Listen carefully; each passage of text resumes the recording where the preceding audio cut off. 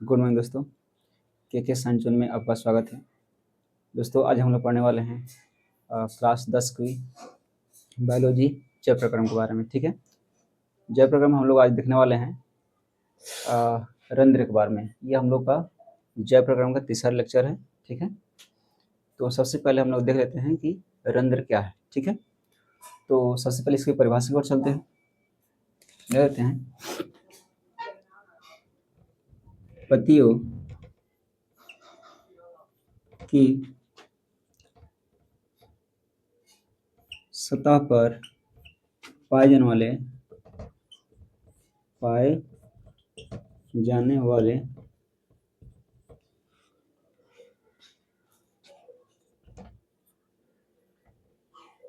सूक्ष्म छिद्र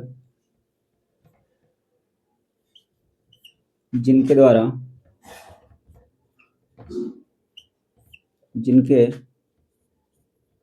द्वारा गैसों, यानी कौन सी गैस हो लिखना है, CO2 और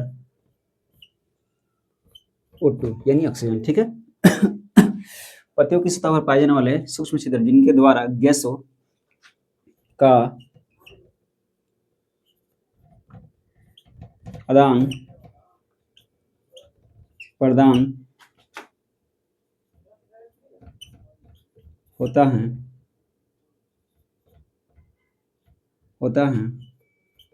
उसे रंध्र कहते हैं। ठीक है, इसमें कोई दिक्कत नहीं है। ये बोल रहा है कि पत्तियों की सतह पर पाए जाने वाले सूक्ष्म छिद्र जिनके द्वारा गैसों यानी CO2 कार्बन डाइऑक्साइड और O2 यानी ऑक्सीजन का आदान प्रदान होता है उसे रंध्र कहते हैं। ठीक है, तो देखते हैं बाबू, मान लीजिए ये पौधों की पत्तियां हैं। ठीक है, और इनमें छोटे छोटे छिद्र मिलते हैं, इनमें सूक्ष्म छिद्र मिलते हैं इन पत्तियों में। ठीक है, अब इसको ऐसे बना सकते हैं तो अच्छा लगेगा। ठीक है, जिसको हम लोग बोलते हैं बाबू, इसको बोलते हैं रंध्र। इसको क्या बोलते हैं? रंध्र। ये छोटे छोटे जो छिद्र आपको दिखाई दे रहे हैं उसको क्या बोलते हैं? रंध्र। इसके द्वारा ऑक्सीजन यहाँ से बाहर निकलता है और इसी के द्वारा जो CO2 यानी कार्बन डाइऑक्साइड गैस प्रवेश करता है। ठीक है, अगर इसको हम थोड़ा सा और विस्तृत बनाएं रंध्र को, तो हम ऐसे देख सकते हैं। सॉरी,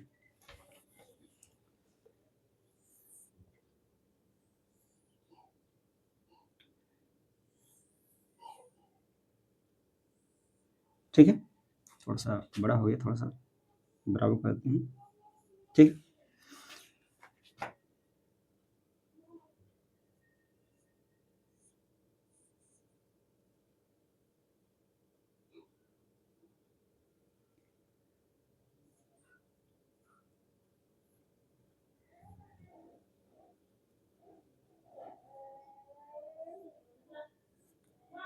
ठीक है, इसको हम लोग बोलते हैं रक्षक कोशिका।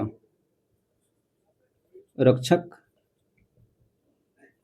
कोशिका, इसको एक और नाम से जानते हैं द्वार कोशिका। ठीक है, इसको हम लोग बोलते हैं chloroplast.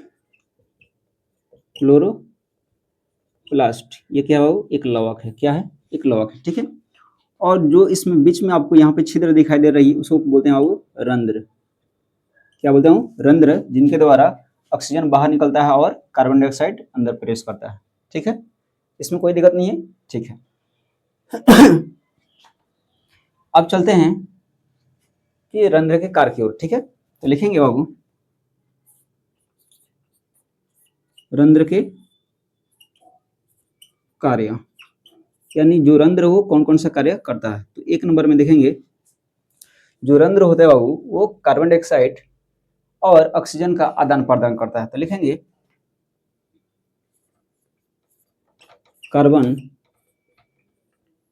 Dioxide, sorry, carbon die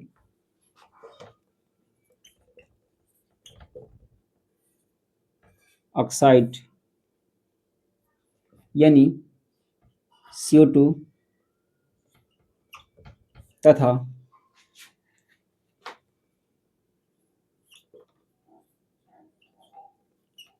oxygen यानी O2 का क्या करता है, वो आदान प्रदान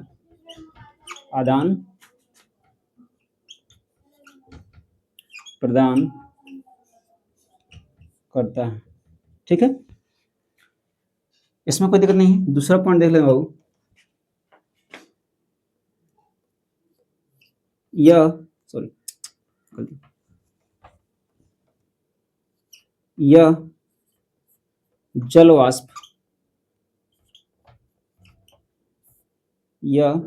वाष्प को बाहर निकलता है। ठीक है, अब देखिए थोड़ा सा इसमें और एक देख लीजिए, यहाँ से तो जो ऑक्सीजन है बाहर निकलती है और कार्बन डाइऑक्साइड अंदर प्रवेश करता है रंध्र से, लेकिन इसके अलावा जो रंध्र से जल जो होती है वो वाष्प बनकर बाहर निकल जाती है। ठीक है, इसमें कोई दिक्कत नहीं है। तो यहाँ पे लिखा हुआ है यह जल वाष्प को बाहर निकालता है। तीसरा लिखेंगे बाबू, यह प्रकाश संश्लेषण के लिए CO2 यानी कार्बन डाइऑक्साइड उपलब्ध कराता है। ठीक है, इसमें कोई दिक्कत नहीं है। तो इसके मुख्य 3 कार्य हैं। क्या करता है, कार्बन डाइऑक्साइड यानी CO2 तथा ऑक्सीजन यानी O2 का आदान प्रदान करता है। ठीक है, यह जलवाष्प को बाहर निकलता है, यह प्रकाश संश्लेषण के लिए CO2 यानी कार्बन डाइऑक्साइड उपलब्ध कराता है। ठीक है, ओके, इसमें कोई दिक्कत नहीं है। अब हम लोग पढ़ने वाले हैं जंतु में पोषण के बारे में। ठीक है, तो इसको मिटा देते हैं पहले।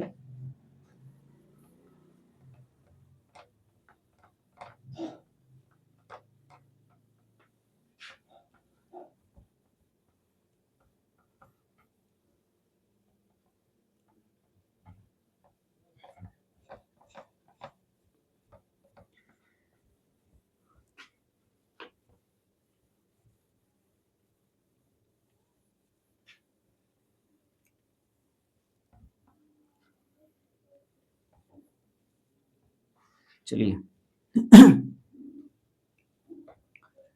लिखना है जंतु में पोषण। ठीक है, ओके, इसको मिटा देते हैं।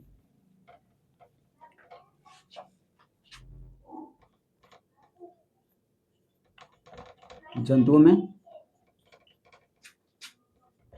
पोषण। ठीक है, इसमें हम लोग को मुख्य रूप से पढ़ना है अमीबा के बारे में। ठीक है, अमीबा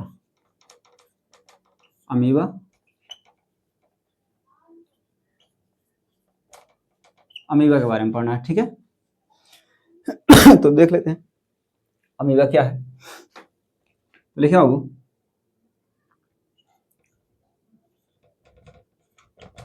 अमीबा एक प्राणी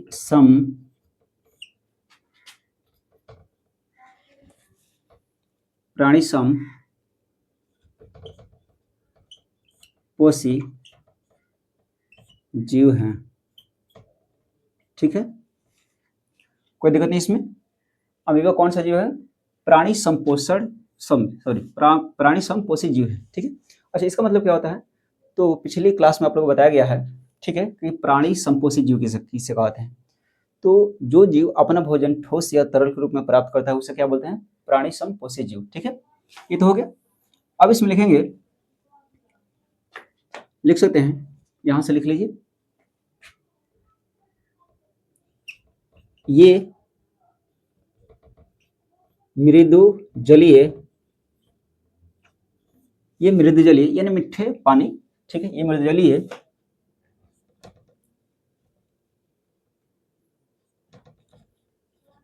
एक कोशिकीय एक कोशिकीय तथा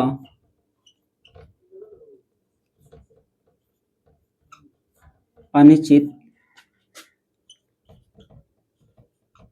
आकार के प्राणी हैं। ठीक है, अब थोड़ा ध्यान से देखना बाबू, ये बोल रहा है कि ये मृदजलीय यानी मीठे पानी में मिलते हैं, एक कोशिकीय यानी इसका शरीर जो होता है एक कोशिकाओं से बना होता है, तथा अनिश्चित आकार के प्राणी हैं यानी इसके शरीर का कोई आकार नहीं होता है। इसमें थोड़ा सा और ऐड कर सकते हैं इसका आकार इसका आकार इसका आकार उत्पादों के बनने तथा बिगड़ने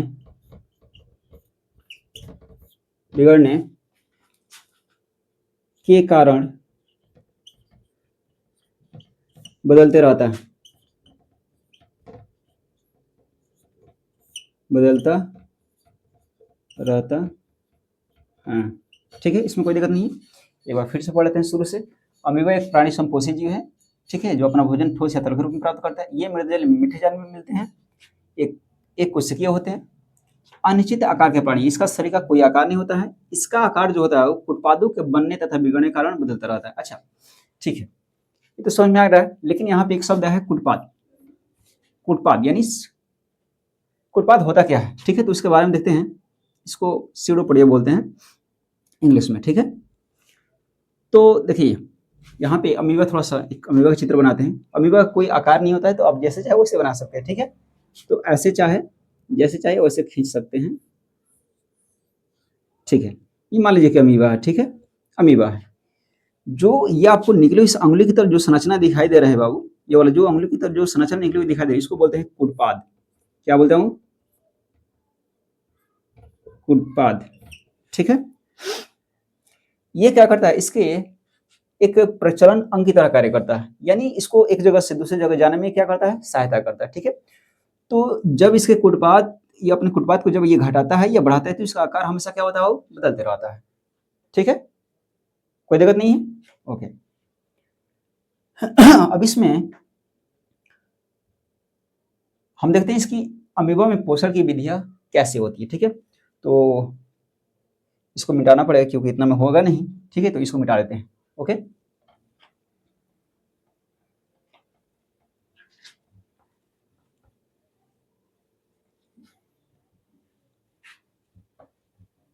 इसमें तो कोई दिक्कत नहीं है। इसमें कोशिका द्रव्य भी पाई जाती है, ठीक है, इसको बोलते हैं कोशिका द्रव्य,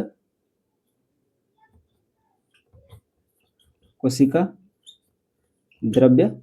और इसको जो छोटी जो आपको गोल संरचना दिखा रही है, इसको बोलते हैं बाबू केंद्रक, न्यूक्लियस, ठीक है, इसको कोई दिक्कत नहीं है, ठीक है।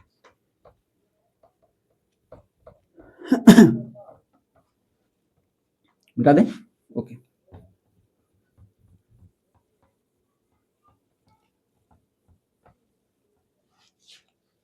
यहाँ अमीबा में पोषण की चरण, यानी वो अमीबा में जो पोषण की चरण होते हैं, कितने चरण में अमीबा में पोषण की क्रिया पूरी हो जाती है, ठीक है। तो इसमें एक नंबर देकर लिखेंगे अंतर्ग्रहण, ठीक है। इसमें क्या होता है कि अमीबा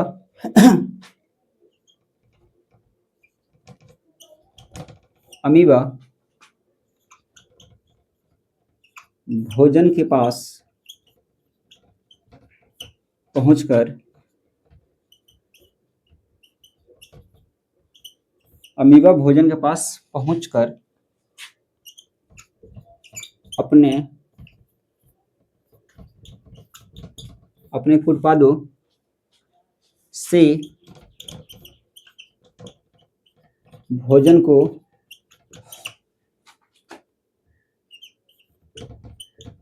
चारों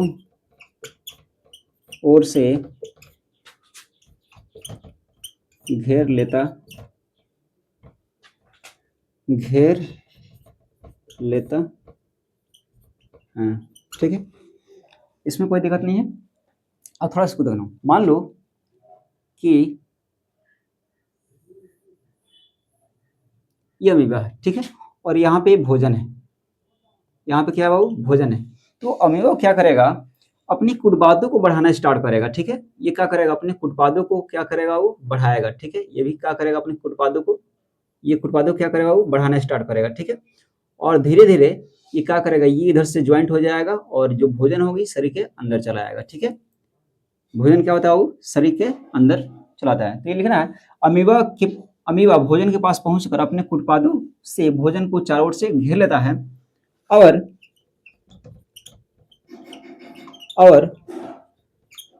भोजन को अंदर ले लेता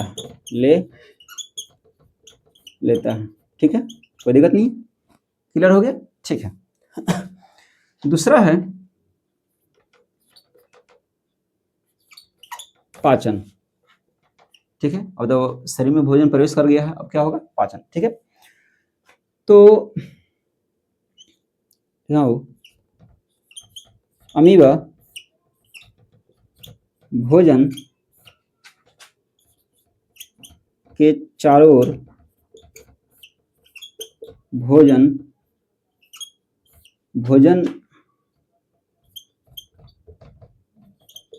रसधानी का निर्माण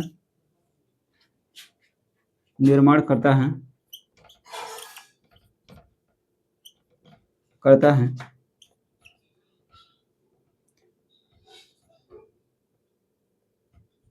जहां इसका पाचन होता है। ठीक है, इसमें कोई दिक्कत नहीं है। ठीक है, बोल रहा है कि अमीबा भोजन के चारों ओर भोजन रसधानी का निर्माण करता है जहां इसका पाचन होता है। ठीक है, अब देखिए, जैसे ये शरीर के अंदर, अमीबा के जैसे शरीर के अंदर क्या होता है, भोजन वो प्रवेश करता है, ये क्या हो, भोजन है अमीबा का ये। तो इसके चारों बगल एक रसधानी का निर्माण होने लगता है। क्या निर्माण होता है, वो रसधानी का। ठीक है, अब इस रसधानी में होते हैं वो पाचक एंजाइम, क्या करते हैं, ये इसमें क्या होता है, वो पाचक एंजाइम जो क्या करते हैं, भोजन को लिक्विड अवस्था में बदलते हैं, यानी तरल अवस्था में क्या करते हैं, बदल देते हैं। ठीक है, इसको क्या करते हैं, वो तरल अवस्था में बदल देते हैं और इसमें जो पोषक तत्व है वो निकल कर ये कोशिका द्रव्य में कहाँ चलाता है, वो कोशिका द्रव्य में चलाता है। ठीक है, कहाँ, वो कोशिका द्रव्य में चलाता है। ठीक है, कोशिका द्रव्य में चलाता है और जहां इसका वितरण पूरे शरीर में हो जाता है, इसमें कोई दिक्कत नहीं है। ठीक है, और मान चलिए भोजन पच गया तो अब जो बेकार पदार्थ है उन शरीर से बाहर निकालना पड़ेगा। ठीक है, तो तीसरा लिखेंगे बहिष्करण। बहिष्कार बाहर निकाल देगा। ठीक है, लिखना है, देखिए इसको लिखना है, चलिए लिख लीजिए, पहले उस बात समझते हैं। अमीबा अपचित भोजन को शरीर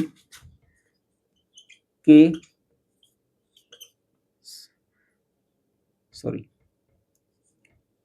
सतह के किसी भी भाग से बाहर निकाल देता है। ठीक है, अब मान चलिए कि इसमें ना भोजन करने के लिए मुख होती है, इसमें तो मुख नहीं पाई जाती है। ठीक है, और ना भोजन जो अपशिष्ट पदार्थ है, जैसे जो अपचे भोजन है उसको निकालने के लिए गुद्दा भी नहीं मिलता इसमें। ठीक है, तो फिर क्या होता है कि इसमें जो उत्सर्जित पदार्थ है तो वो फिर बाहर कैसे निकलता है, तो यहाँ पे थोड़ा सा एक बार और पढ़ लेते हैं। अमीबा अपचित भोजन को शरीर के सतह से किसी भी भाग से बाहर निकाल देता है। अब इसमें क्या होता है कि अमीबा के शरीर में कहीं अस्थायी छिद्र का निर्माण होता है, कहीं भी। ठीक है, अमीबा के शरीर में कहीं कहीं अस्थायी छिद्र का निर्माण होता है, जिसमें से जो अपशिष्ट पदार्थ यानी जो अपचे भोजन है वो क्या करते हैं बाबू, बाहर निकल जाते हैं। ठीक है, इसमें कोई दिक्कत नहीं है। चले आगे। ओके, ठीक है, इसको मिटाते हैं। अब चलते हैं हम लोग, अब देखने वाले हैं अमीबा के भोजन के बारे में। ठीक है, अमीबा क्या क्या खाता है। ठीक है, इसको मिटा दे रहे हैं।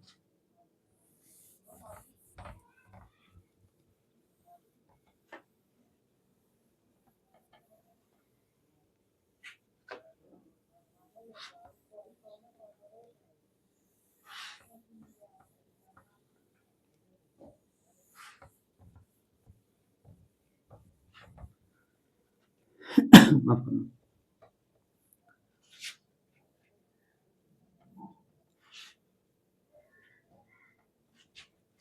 अमीबा का भोजन हम लोग क्या पढ़ने वाले हैं अमीबा का भोजन। ठीक है, तो अमीबा क्या क्या खाता है, तो यहाँ पे लिख सकते हैं ये एक में, चलिए एक ही देख लिख लीजिए। शैवाल के छोटे छोटे टुकड़े, अमीबा क्या खाता है बाबू, शैवाल के छोटे छोटे टुकड़े को खाता है। दूसरा लिखेंगे डाइटम। ठीक है, ये आप लोग को जल में मिलते हैं। ठीक है, डाइटम डाइटम। तीसरा लिखेंगे बैक्टीरिया। चौथा लिखेंगे एक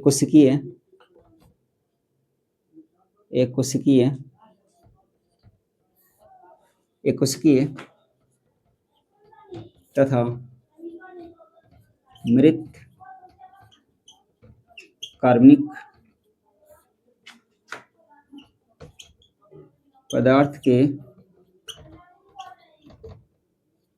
छोटे छोटे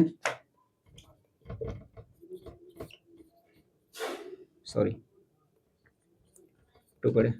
ठीक है, तो ये था अमीबा का भोजन। ठीक है, तो अमीबा क्या करता है, साल के छोटे छोटे टुकड़े खाता है, डाइटम को खाता है, बैक्टीरिया को खाता है, और एक कोशिकीय तथा मृत जो कार्बनिक पदार्थ के छोटे छोटे टुकड़े उसको भी क्या करता है, खाता है। ठीक है, अब हम लोग पढ़ने वाले हैं दूसरा जंतु के बारे में जो कि है पैरामीशियम। ठीक है चलते हैं पैरामीशियम के बारे में। ठीक है, इसको मिटाते हैं।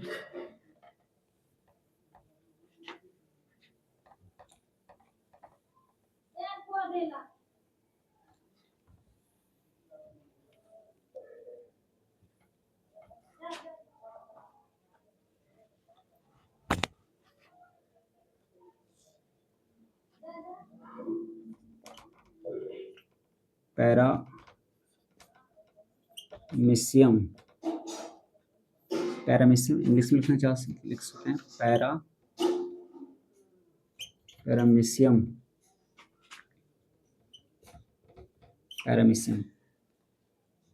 लिखना है इसके बारे में।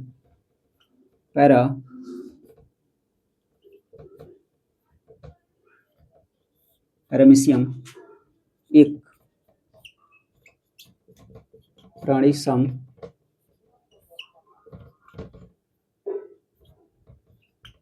पोषी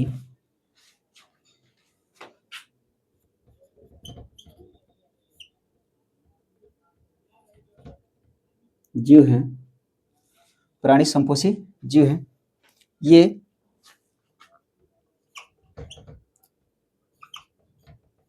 मृदु जलीय, ये भी मीठे पानी मिलते हैं।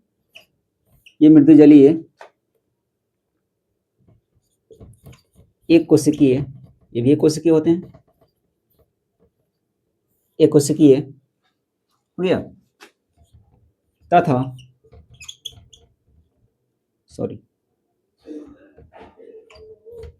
निश्चित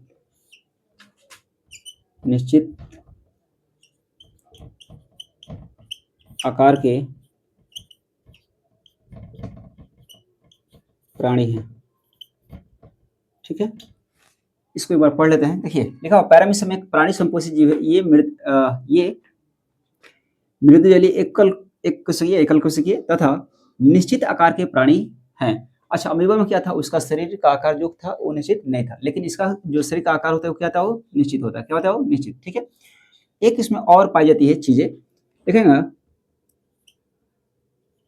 इसका शरीर, लिखेंगे इसका शरीर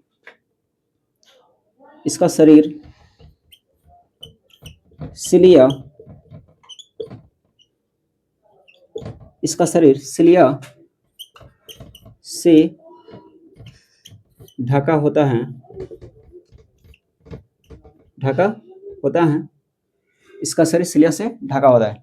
ठीक है, इसका जो शरीर होता है वो किससे ढका होता है, जो छोटे छोटे रेशेदार संरचना होती है जिसको हम लोग बोलते हैं सिलिया, उसी से ढका होता है। ठीक है, एक बात बताइए, क्या आपको अमीबा में मुख मिली थी भोजन के लिए? नहीं ना, लेकिन इसमें मुख पाई जाती है भोजन के लिए। ठीक है, लिखेंगे इसमें भोजन का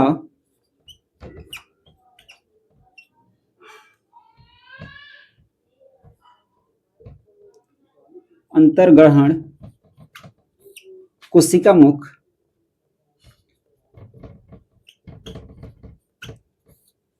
मुख द्वारा होती है। ठीक है, इसमें कोई दिक्कत नहीं है। अगर हम सिलिया का थोड़ा सा इमेज देखें तो ठीक है, कुछ इस प्रकार का आपको सिलिया दिखाई देते हैं। ठीक है, इसमें छोटे छोटे रेशेदार संरचना होती है जिसको हम लोग बोलते हैं वो सिलिया। अब ये सिलिया, एक बात बताइए, क्या इसके पास कोई प्रचलन अंग होते हैं? जैसे अमीबा में कुटपाथ है, इसमें तो बताइए, तो इसमें ऐसा कोई अंग नहीं पाए जाते हैं। ठीक है, तो जो सिलिया होती है बाबू, ये क्या करती है, ये प्रचलन अंगक है। इसको क्या बोलते हैं, ये सिलिया है। सिलिया ये एक प्रकार का क्या है, प्रचलन अंगक है। प्रचलन अंगक मतलब होता है जो चलने में सहायता करता है, जो जीव को एक जगह से दूसरी जगह ले जाने में सहायता करता है। इसमें कोई दिक्कत नहीं है। ठीक है, ये सिलिया ये क्या करता है, प्रचलन में सहायता करता है। एक काम और करता है, ये कार्य करता है, जो भोजन के कण हैं ये हमेशा गति होती रहती है। इसमें जो आपको सिलिया दिखा रहे हैं उसमें हमेशा गति होती रहती है। जब गति होती है तो भोजन क्या करते हैं, इसके मुख खांच की ओर बढ़ते हैं। ठीक है, क्या करते हैं, यहाँ पे मुख खांच होता है। ठीक है, अभी हम अगले थोड़ा सा जब इसका हम पैरामीशियम के बारे में, इसके पोषण की विधि बताएंगे तो उसको बताते हैं। ठीक है, इसमें कोई दिक्कत नहीं है। फिर से एक बार पढ़ लेते हैं। पैरामीशियम एक प्राणी संपोषी जीव हैं। ये मृदु जलीय मीठे पानी मिलते हैं। कोशिकीय एकल कोशिकीय भी एकल कोशिकीय होते हैं। निश्चित आकार के प्राणी होते हैं। इसका शरीर निश्चित होता है। इसका शरीर सिलिया से ढका होता है। इसमें भोजन का अंतर्ग्रहण कोशिका मुख द्वारा होती है। ठीक है, चलिए आगे बढ़ते हैं, इसको मिटा दें।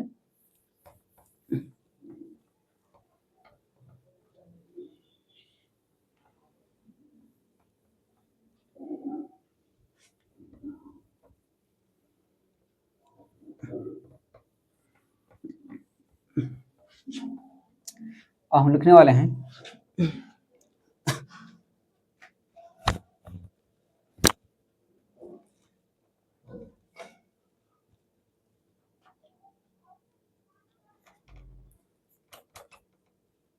मार्कर कहाँ गया, एक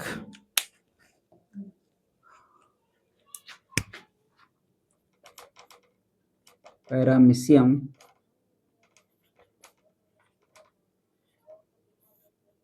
में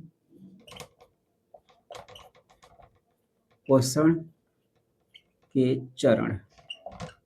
ठीक है, ये भी 3 चरणों में पूरा हो जाती है। लिखना है एक में अंतर्ग्रहण। ठीक है, तो लिखना है सिलिया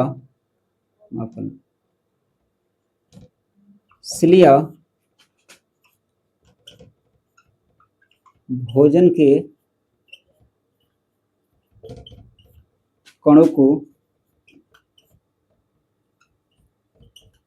मुख खांच, मुख खांच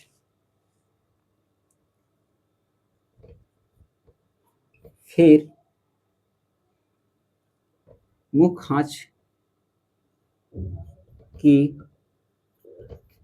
तरफ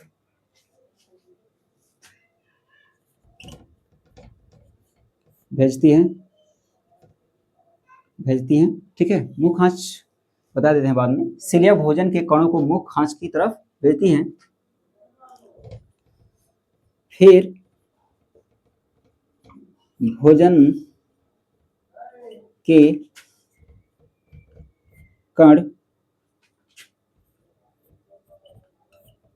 मुख खांच से, भोजन के कण मुख खांच से गलेट तथा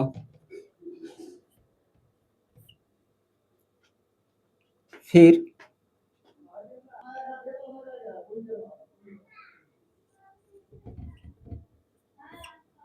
फिर फिर अंदर प्रवेश कर जाती है। ठीक है, कर जाती है। ठीक है, अब जैसे ही अंदर प्रवेश करेगी तो क्या होगा बाबू, उसके भोजन के चारों बल क्या होगा, भोजन राजधानी का निर्माण होगा। ठीक है, जिसमें पाचक एंजाइम होते हैं उसको पचा देते हैं। ठीक है, तो दूसरा लिखे बाबू, पाचन, पाचन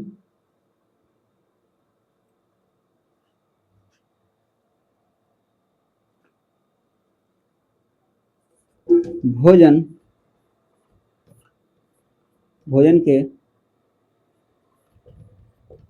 चारों ओर, भोजन के चारों ओर भोजन रसधानी का निर्माण होता है। ठीक है, अब क्या होगा, भोजन के जैसे शरीर में अंदर प्रवेश करेगी भोजन, भोजन के चारों बल क्या होगा, भोजन रसदानी का निर्माण होगा, जिस तरह अमीबा में हो रहा था। ठीक है, और उसमें से भोजन रसदानी में होते हैं बाबू पाचक एंजाइम, जो क्या करेंगे, भोजन को पचाने का काम करेंगे। ठीक है, जो उसमें पोषक तत्व बचेगा उसको कोशिका द्रव्य में भेज दिया जाएगा, और फिर कोशिका द्रव्य से शरीर के सभी भागों में भेज दिया जाएगा। ठीक है, अब तीसरा लिखेंगे बाबू,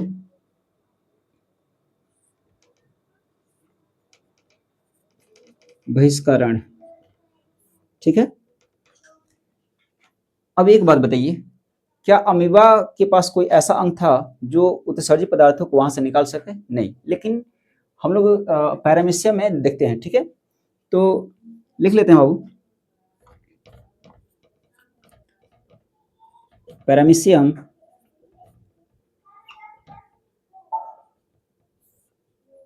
में अपचित,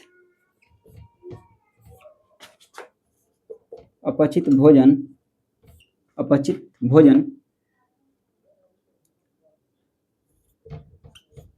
शरीर के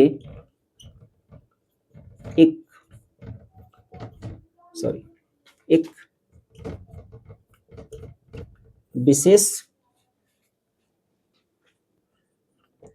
अंग छिद्र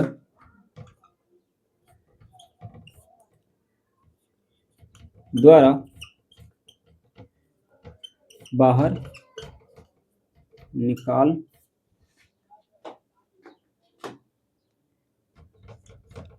दिया जाता है। ठीक है, एक बार पढ़ लेते हैं, पैरामीशियम में अपचित भोजन शरीर के एक विशेष अंग यानी गुहा छिद्र द्वारा बाहर निकाल दिया जाता है। ठीक है, इसमें कोई दिक्कत नहीं है। ओके, अब ये सारी क्रिया को एक बार समझ लेते हैं। ठीक है, यहाँ पे देख लेते हैं।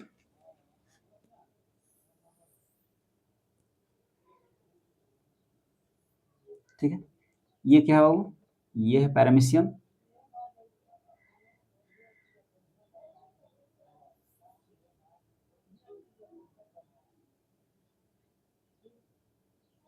ये होते हैं पैरामीशियम, जिसके शरीर पे क्या होता है बाबू, पूरा सिलिया होते हैं, यानी ये सिलिया से ढका होता है, ठीक है, इसमें कोई दिक्कत नहीं है।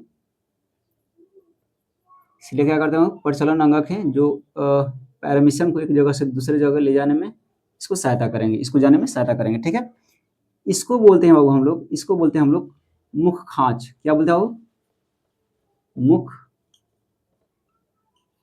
खांच, कोई दिक्कत नहीं है। ये वाला भाग जो होता है वो नीचे वाला जो एक नली की तरह नीचे आई है उसको बोलते हैं गलेट। क्या बोलते हैं वो? गलेट।